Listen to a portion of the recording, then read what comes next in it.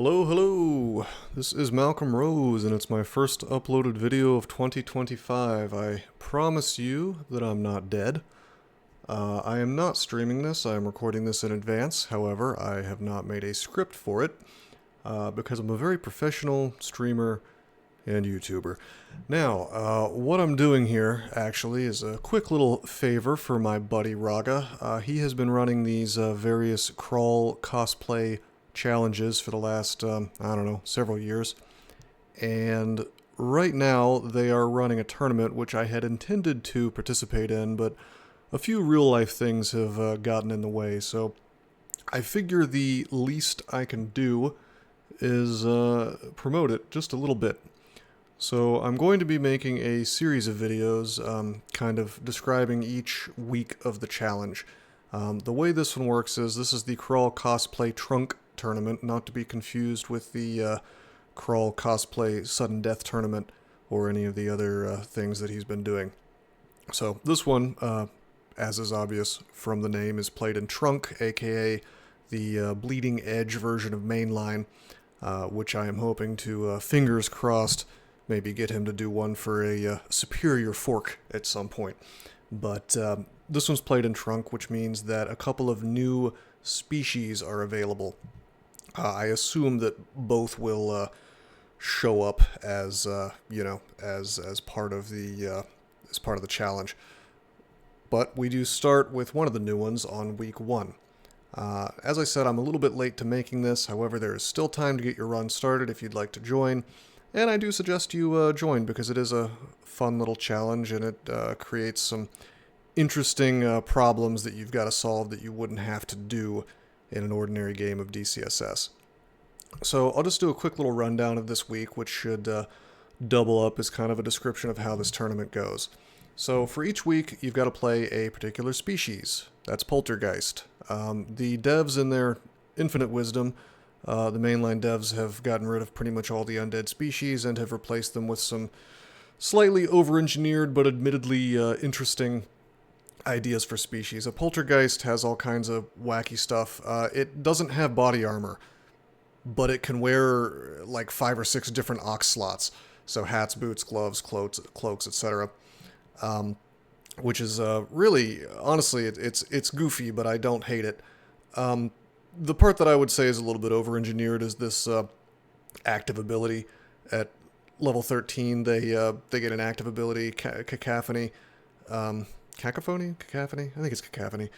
Ability to animate their equipped ox armor into haunted armor allies. It's just a little much. I think the species was interesting enough without that. You can't really complain about it, but at the same time, I think keeping things simple is good. This strikes me as kind of like a racial version of the maybe that animated armor spell, which is relatively new. Attacks may daze, drain, or confuse their target. Seems pretty good for a stabber. Has an experience-based cooldown, so I guess it's kind of how the, I believe that's how breaths work on Draconians these days, and of course it's how the evocable items have worked for a while. So, it's interesting. It seems powerful. The species in general, if I had to guess, seems powerful. So you gotta play a Poltergeist this week, and you are allowed to play either a Hexslinger or an Enchanter. Although, for reasons I'll get into in a second, you're going to want to play a Hexslinger. Probably. And you have to pick Uskayaw. And I believe, and someone can correct me in the comments if I'm wrong, I believe you're not allowed to do any swapping. You have to go for Uskayaw as soon as you find the altar and stick with him, which makes me a little sad that I don't have the time to actually play a run because that is my favorite, believe it or not. Actually above Gozag, not in terms of power, but just in terms of fun. I believe it adds the most interesting stuff to a game of DCSS. Alrighty, so we'll go right on past the scoreboard here. We can see people are doing pretty well. So let's say you're playing your Hexslinger Poltergeist of Uskayaw. All you gotta do is click challenge details. There'll be links to this website in the description. Actually, you can probably see it in the bottom left there. Although that URL will be changing in a few months as they update. But Anyway, I'll have that linked there. I'll have the Discord for Crawl Cosplay linked as well. But if you want to know the details of this challenge, you just click Challenge Details. Here we are. Terpsichore? I actually don't know how to say that. So again, Poltergeist, Hexslinger, or Enchanter of Uskayaw. So the way you get these 50 points is each of these conducts are worth 5 points. So if we're going to be casting Summoning, Forgecraft, or Necromancy spells, they've got to also be hexes. You got to follow that rule. You fail to follow that rule, you lose your 5 points.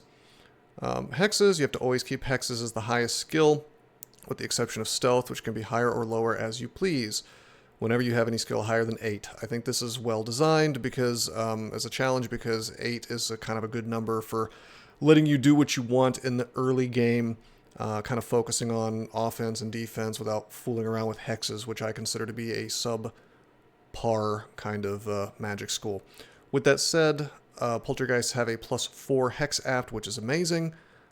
So you probably are going to end up casting Discord during this run. At least that seems to me the best way to go about this kind of a stabber that uses Discord.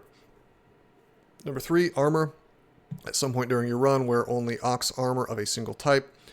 Basically fill up all those little ox slots with the same thing, like a bunch of cloaks, a bunch of scarves, helms, boots, whatever. Probably cloaks. You tend to find a lot of those in all 6 ox slots except for the shield slot. Scarves and cloaks count as one type. Hats and helmets count as another set, so you can mix and match those.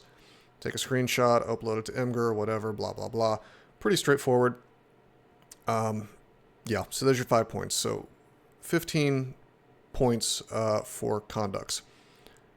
And then for milestones, this is going to be the same, I believe, for every run, every single week. So the conducts are specific to each week. The milestones are the same for every single one. So you get 5 points for getting to XL3, 5 for entering Lair, Orc, or Depths, 5 for reaching the bottom of Dungeon Lair or Orc, 5 for collecting your first rune, 5 for finding the entrance to Zot. You have to actually see it. You can't, you have to stand on it, I assume, not just use magic mapping. 5 for collecting your third rune, and 5 for winning the game. So unless there's a special conduct, there's no reason to do 15 runes. You don't have to do that. You don't get any points for it. So counting up, 5, 10, 15, 20, 25, 30, 35, 40, 45, 50. There's your 50 points. What about these bonus challenges? Bonus challenges are how you get these nifty little stars. 1, they're here. And again, these are unique to each week. For our little Poltergeist, we've got to reach the 3rd floor of the Tomb of the Ancients for the first time with only one type of armor and ox slots, so you're just following this conduct number 3. And immediately on your first turn, I assume, use the Cacophony ability, which I assume makes a lot of noise and draws a bunch of crap to you. You don't actually have to get the gold rune, you just have to get out, press the Shift-E keys, and provide a screenshot like you did in Conduct 3. Make sure you have the Cacophony ability available to use and not on cooldown. What a gotcha! Before you enter Tomb 3, or you cannot get this bonus. What a sad moment that would be if you got there and it wasn't on cooldown, or if it was on cooldown rather. And here's the thing that really gets me. Poltergeist of the Zeitgeist, play the game as a Hexslinger, so you gotta play as a Hexslinger actually if you want this bonus, and win before reaching XL 25, so you've got to be 24 or lower, which, that is rough. That means this is a quasi turn count run, so if you want to do that, you're probably going to want to do a little bit of diving. You're probably maybe going to dive the S branches in particular because there's a good chunk of experience there and usually not too much loot. Probably if you want to get some big piles of loot, you might still do, say, Elf, although you might just dive from 1 to 3. Just go straight to 3 and get your loot. You want to do Slime, maybe. You could dive that too. Usually you probably should dive it anyway. I would say things like Discord and Summons would be a good route. Well, Summons plus Hexes, so mostly just Mana Viper. I would have assumed that that'd be a good route to nerfing your experience a little bit, but my understanding is that doesn't steal experience from you anymore. So this is a rough one, particularly since you got to make it to the bottom of Tomb. I'm not saying it's a bad challenge, it's just one that I think I, in particular, would have trouble with because I'm not great at TC. So a lot of interesting little mixtures of conducts here that create kind of an interesting little concoction for you to drink up and see if you can do it all at the same time. So these two little stars, you might be wondering what they do. My understanding is that if you are one of the lucky people who is tied with everybody else, because, you know, presumably there's going to be a few different people who get 50 every week, the way that they're going to do tie-breaking is only the people with all the stars, you know, will proceed on to the final round, so to speak. And then I think there's some other tie-breaking thing planned for the end of all this if, you know, if there's more than one person that has the same, you know, maximum number of stars and points. With that said, this is a tough one. There's not too many people. Frankly, I'm a little surprised. I don't recognize any of these people except for the Mian team, who I'm not surprised he was able to do it. But these other people, I don't know who they are. I thought there would be actually less with 2 stars for this, but it's doable. Here's the other thing, and the other reason why it's super doable, and another reason why I didn't really have the time to devote to this. This is not sudden death. You get as many attempts as you want within the time period allotted. And you know what? You don't have to be like me. You don't have to go for the 50 points. You can just play for fun.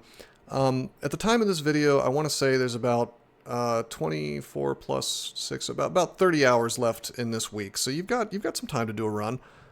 If I wanted to, I could probably like speed run something out. I mean, I don't know. My runs are pretty slow, but you give me 8 to 12 hours, and I could make it happen. Other people tend to play a lot faster than me, so there's time. There is time, and I'll put the links to all the details of this, and it'll say what your time limit is. But I want to say it's the 27th. The 27th of February is when the first week ends, and then the second week will begin. As far as the exact hour, just go to the website for that, because I don't know it. But as soon as this gets uploaded, just assume you have about a day. Yeah, no, you should take a look at this. I think Raga is doing some interesting things. I think he is one of the few remaining good guys actually doing interesting stuff in the DCSS community.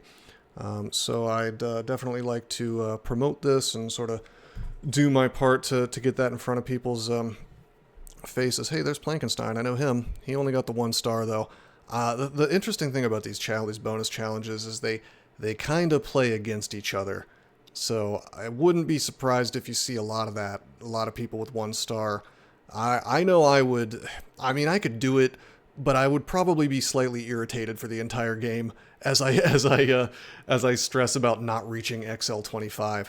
I've always thought that DCSS, or especially Forks, could use a feature that just kind of lets you freeze your experience, like you could do in World of Warcraft if you wanted to have a low-level character, because like in B-Crawl, the portals to the Pandemonium close after you reach a certain level. I think it'd be so cool if you could just say, nope, I don't want to get any more experience now. I think there's a way to cheese that, actually, where well, you couldn't do it for this, but once upon a time you could. I think it was abandoning Hepliacana made you not gain any experience at all. But since you're stuck with Uskayaw, you can't do that, I don't think.